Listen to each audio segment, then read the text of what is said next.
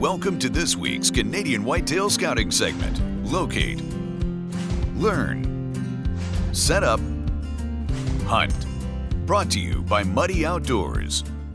With these new Muddy Infinity 2 blinds, it's really quite incredible the advancement that a ground blind's taken in the last couple of years.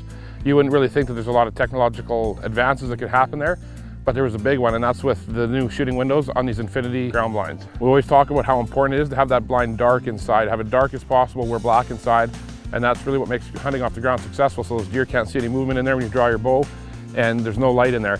And with this blind, with the windows, you can see it's pitch black in there. But when you're inside the blind, that's not the case. That's always been the downside of a blind, is it's often been like watching TV with nothing on when there's no deer around. You've got a small window that you can see, and you don't really know what's going on outside you. In a tree stand, you got the advantage of being able to see around you, see where the deer are moving that might not be right in front of you. In a ground blind, one big disadvantage has always been only being able to see what's in front of you in that hole. We've always told people that you got to keep that hole as small as possible to let the least amount of light in. Well, Muddy's kind of solved that with these blinds, and it's the best blind that we've ever used. As you can see with our shooting window open, even open quite wide, there's no light in this blind. It's pitch dark inside.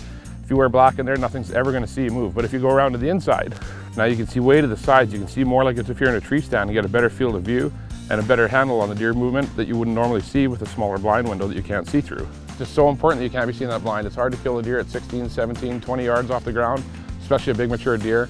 And now you can open the holes up a little bit so you can see better. And that see-through mesh that you can't see in but you can see out of is just going to change the game in ground blind. Such an advancement, such an advantage. This week's Canadian Whitetail Scouting segment has been brought to you by Muddy Outdoors. Share your own Muddy moment.